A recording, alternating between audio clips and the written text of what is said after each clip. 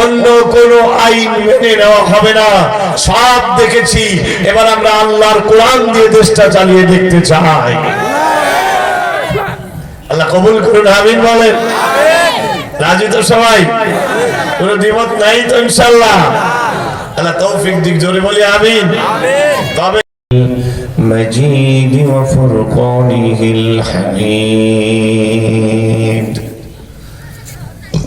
সবাই আমার সাথে পড়েন আউযু বিল্লাহি মিনাশ শাইতানির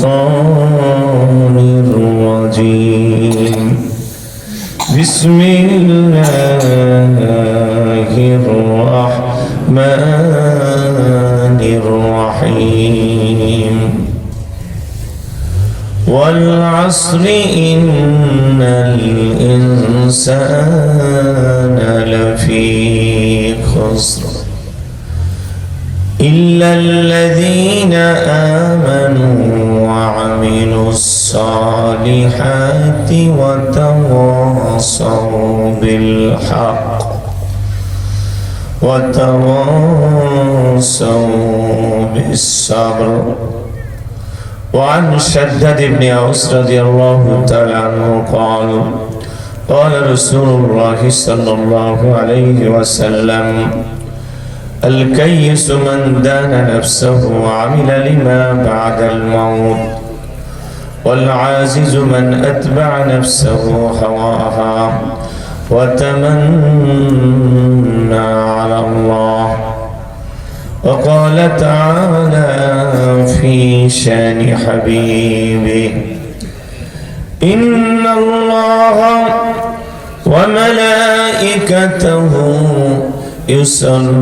يصلون على النبي يا أيها الذين آمنوا صلوا عليه وسلموا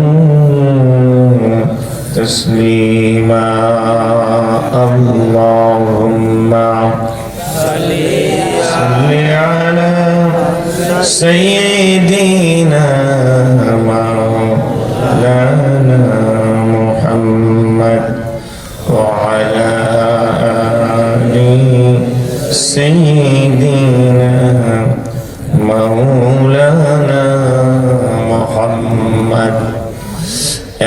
এমন ঘরে যাইবি রে মন, যেই ঘরের নাই ঠিকানা, এমন ঘরে শুইবি রে মন, যেই ঘরের নাই বিছানা। আল্লাহুম্মা সাল্লি আলা سيدنا مولانا محمد وعلى آل سيدنا مولانا محمد صلى الله عليه وسلم. পূর্ব আদাবাড়িয়া কবরস্থানের উন্নতিকল্পে এবং এলাকার মানুষের ঈমান ও আমলের উন্নতিকল্পে আয়োজিত আজকের এই বার্ষিক ইসলামী জালসার সম্মানিত সভাপতি অবসরপ্রাপ্ত শিক্ষক জনাব আলহাজ মোহাম্মদ রজব আলী খান কে নাই এখানে না, মাহফিলের প্রধান অতিথি জনাব মোহাম্মদ নূর মুজাহিদ স্বপন ভাই, বিশেষ অতিথিবৃন্দ, পর্দার আড়ালে আছেন আমার মা বোনেরা, আমার সামনে উপবিষ্ট ইসলাম প্রিয় ভাইরা, আমন্ত্রিত উলামায়ে কেরাম, সবাইকে হৃদয়ের গভীর থেকে সালাম জানাচ্ছি। আসসালামু আলাইকুম ওয়া রাহমাতুল্লাহি ওয়া বারাকাতুহু। আপনারা কেমন আছেন সবাই? আমি ভালো আছি, অনেক ভালো আছি আলহামদুলিল্লাহ। এই শীতে আপনাদের দেখে একটু মায়া লাগছে, এত কষ্ট করে বসে আছেন ভাই। আসলে ঠান্ডা খুব, মুহতারামের মনে হয় শীত লাগছে। হ্যাঁ, শীত লাগছে, চাদর হলে ভালো হতো। আল্লাহ তাআলা আমাদের জন্য একটু আরামদায়ক করে দেন, বলি আমিন। আল্লাহ যদি চায়, এটা কি কঠিন? ইব্রাহিম আলাইহিস সালামকে অগ্নিকুণ্ডে নিক্ষেপ করা হয়েছিল। আল্লাহ তাআলা কি বলেছিলেন? কুলনা ইয়া নারু কুনি বারদাও ওয়া সালামান আলা ইব্রাহিম। আল্লাহ শুধু বললেন, হে আগুন তুমি ঠান্ডা হয়ে যাও, আবার এত ঠান্ডাও হয়েও না যাতে শীতে জমে পড়ে, সালামান নিরাপদ হয়ে যাও। পরবর্তী জীবনে ইব্রাহিম আলাইহিস সালাম বলেছেন, আমার জীবনে অগ্নিকুণ্ডে যে কয়দিন ছিলাম এর চাইতে আরামে আর আমি কখনো ছিলাম না। ওই আল্লাহ তাআলা আছেন না নাই? আমরা তো এখন বেহেশতের বাগানে আছি নাকি ভাই? আর বেহেশত তো আরামের জায়গা, শান্তির জায়গা। আমরা আল্লাহর কাছে দোয়া করছি, আল্লাহ আপনি আমাদের জন্য একটু রহমত বরকতের ব্যবস্থা করেন, আরামের ব্যবস্থা করেন, বলেন আমিন। আর এখানে যে রহমত হবে, বরকত হবে, এই ব্যাপারে কি কোনো সন্দেহ আছে? কে বলেছে? আল্লাহ রাব্বুল আলামিন বলেন, وَإِذَا قُرِئَ الْقُرْآنُ فَاسْتَمِعُوا لَهُ وَأَنصِتُوا لَعَلَّكُمْ تُرْحَمُونَ।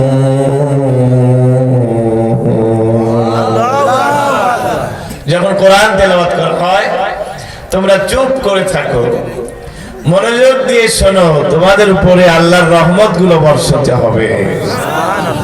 সুবহানাল্লাহ, জোরে বলা গেল না একটু?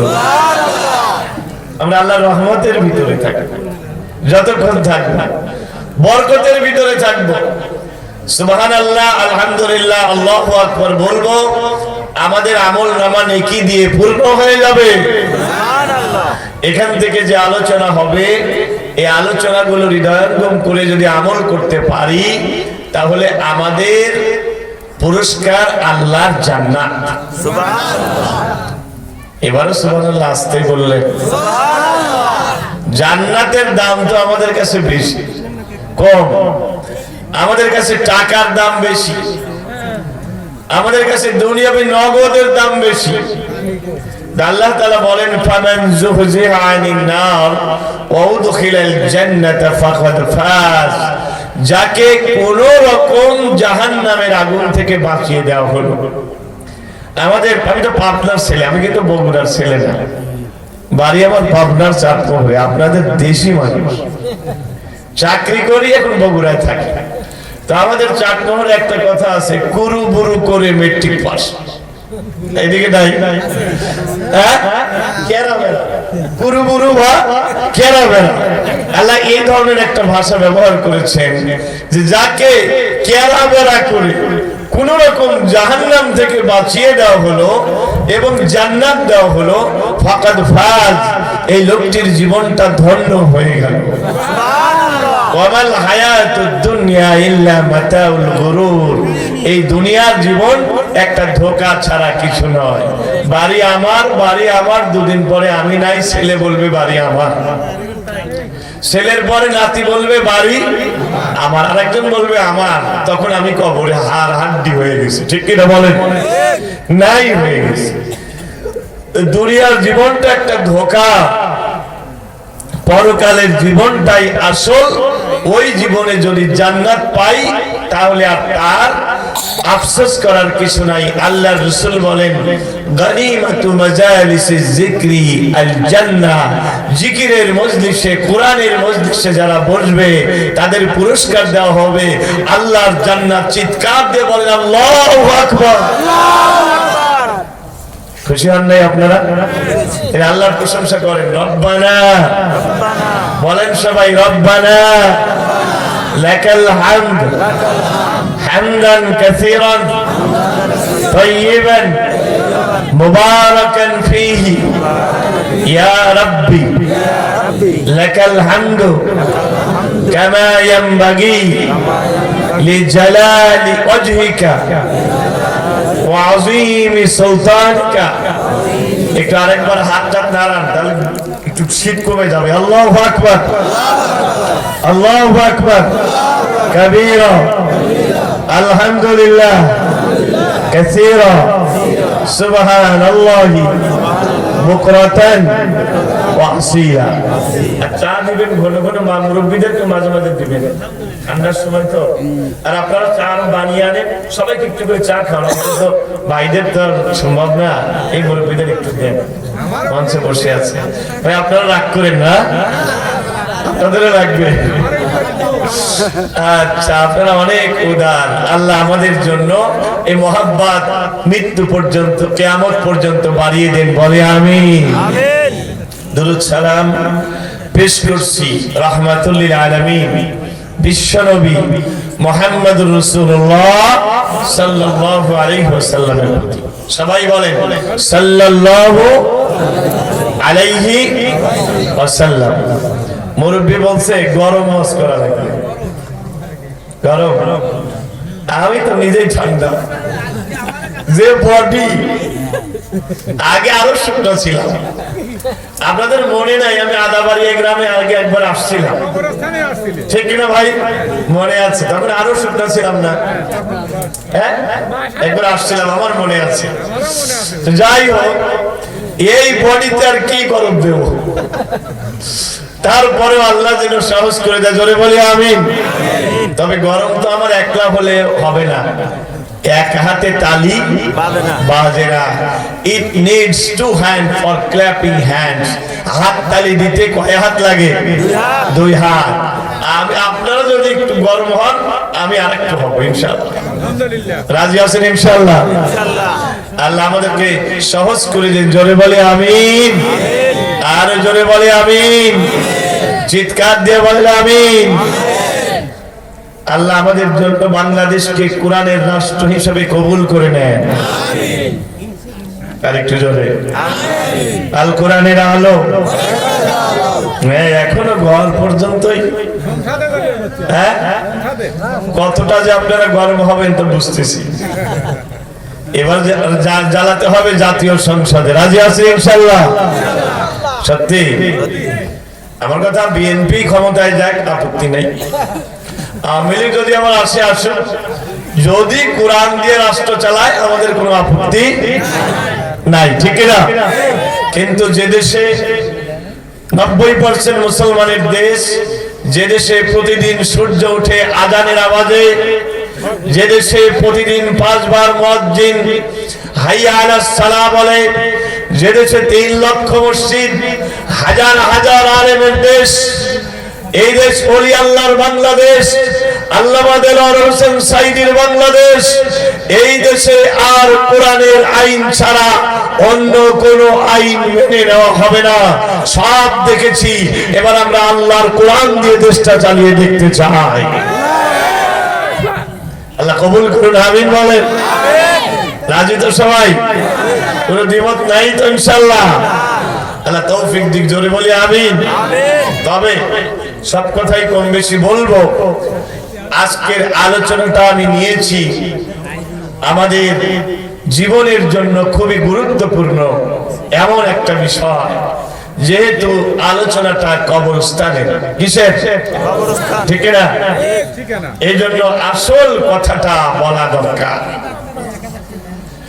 সম্মানিত হাজিরিন, এই জন্য আমি যেই সূরাটি নিয়েছি, সূরার নাম সূরাতুল আসর।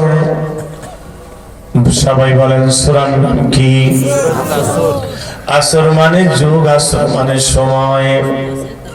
আল্লাহ তাআলা সময়ের নামে একটা সূরা দিয়ে আমাদেরকে জানাচ্ছেন, বান্দা তোমার জীবনের সময় কিন্তু ফুরিয়ে যাচ্ছে। সময় থাকতে তোমাকে কাজ করতে হবে। হায়াত ফুরিয়ে গেলে আর বুক চাপড়ায় পিঠ চাপড়ায় লাভ নাই, ঠিক কিনা ভাই? কিয়ামতের সময় বলবে, ইয়া লাইতানি কুনতু তুরাবা, হায় আমি যদি মাটি হতাম, মানুষ না হয়ে, সেটাই ভালো হতো। আল্লাহকে বলবে, আল্লাহ আমাকে আরেকবার পাঠাও, আমি নেক আমল করে আসি। আর কি হায়াত পাওয়া যাবে? হায়াত একটাই, এই হায়াতের নামে সময়ের নামে একটা সূরা নিয়েছি, চিৎকার দিয়ে বলেন সুবহানাল্লাহ। সূরার নাম কি? সূরাতুল আসর। আল্লাহ তাআলা বলছেন বাই টাইম, সময়ের কসম, ইন্নাল ইনসানা লাফি খুসর, ম্যান ইজ ইন লস, মানুষেরা ক্ষতির ভিতরে আছে। কিসের ভিতরে? ক্ষতির ভিতরে। সব মানুষ ক্ষতির ভিতরে।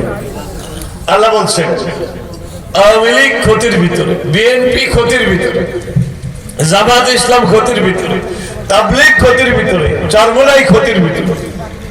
যেহেতু আল্লাহ তাআলা এখানে আল ইনসান শব্দটিকে আলিফ লামে ইস্তিগরাকি ব্যবহার করেছেন, আল্লাহ বোঝাচ্ছেন সব মানুষেরা ক্ষতির ভিতরে।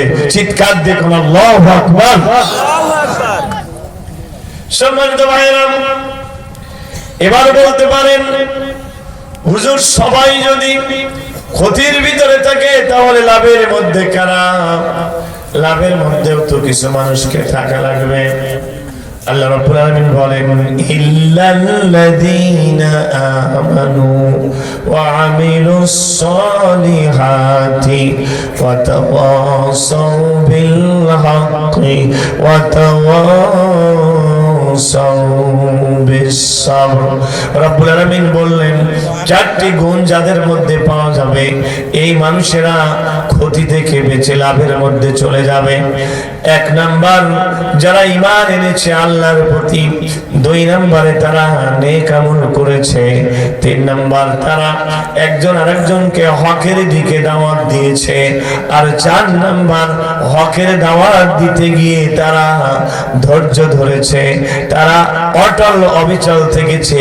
জেলখানায় যাওয়ার পরেও তারা তাদের দাওয়াত বন্ধ করে না। যারা এই চারটা গুণ যাদের মধ্যে আছে এই মানুষগুলো ক্ষতি থেকে বেঁচে যাবে। সবাইকে দিল, আমাকে দিল না? হ্যাঁ, আমাকে দিবেন, মাঝে মাঝেই দিবেন। ঠান্ডা তো, গলার মধ্যে ঠান্ডা যাচ্ছে, কঠিন হয়ে কথা বলা। ব্যাস, তাহলে ক্ষতি থেকে বাঁচতে গেলে গুণ কয়টা বলেন? আর জোরে বলেন। জোরে হলো না, জোরসে বলেন। কয়টা? আজকে ওয়াজ মুখস্থ করে নিয়ে দিতে হবে। খালি ওয়াজ শুনলাম আর চলে গেলাম, এটা হবে না। মুখস্থ করতে হবে, বাস্তব জীবনে আমলও করতে হবে। নাকি ওই দাদা নাতির মতো, যে দাদা নাতি ওয়াজ শুনতে গেছে, এখন হুজুর বলেছে ফরজ তরক করা যাবে না। এখন থেকে কারা কারা ফরজ তরক করবেন না হাত তোলেন তো।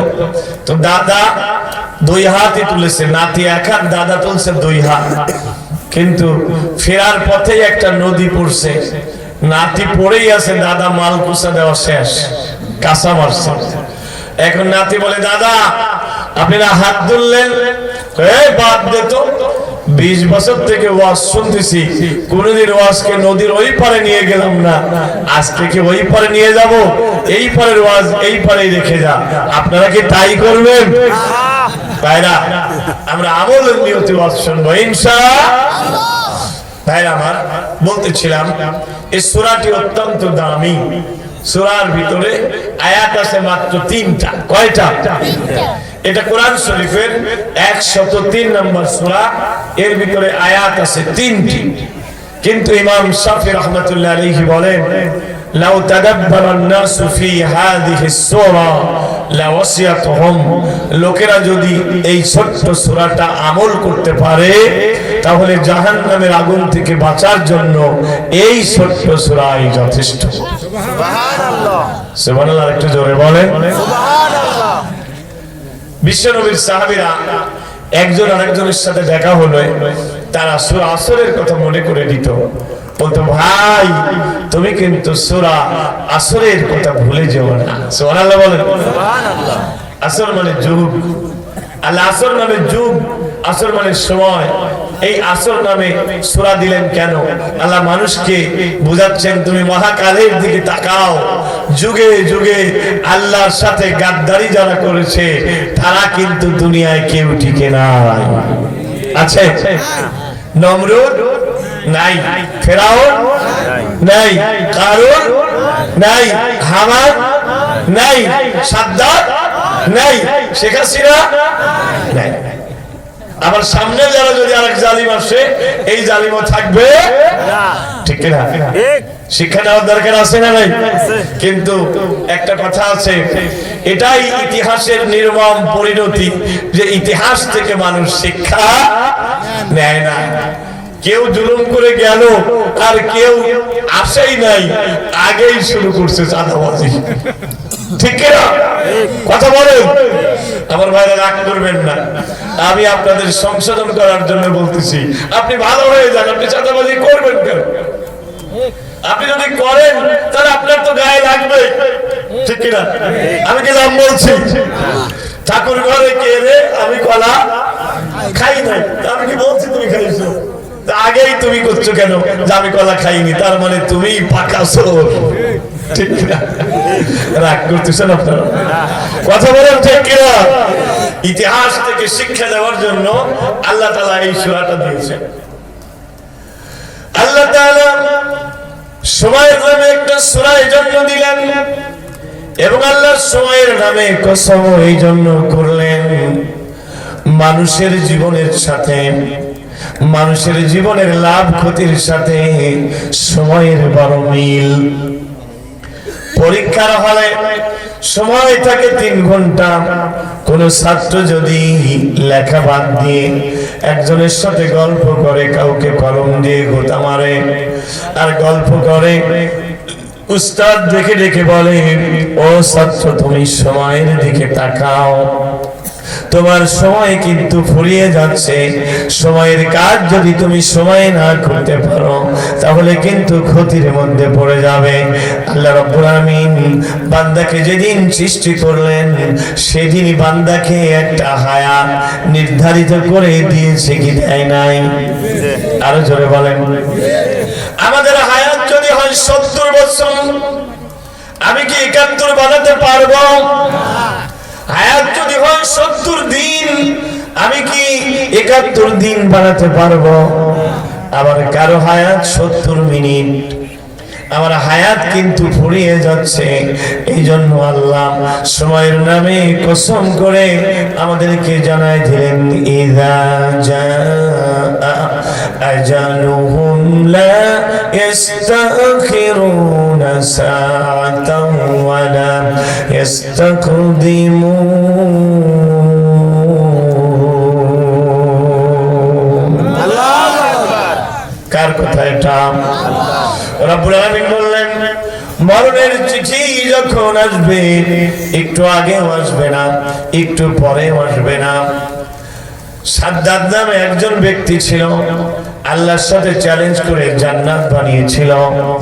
কিন্তু যেদিন সে জান্নাত উদ্বোধন করতে যাচ্ছে, একটা মালাকুল মউত ফকিরের বেশে এসে বলে, ইয়া সাদ্দাদ সাইয়ালি, ও সাদ্দাদ আমাকে কিছু ভিক্ষা দাও।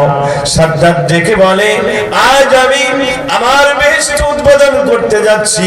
ও ফকির, আজকের দিনে তুমি আসলে কেন? তুমি অন্য দিন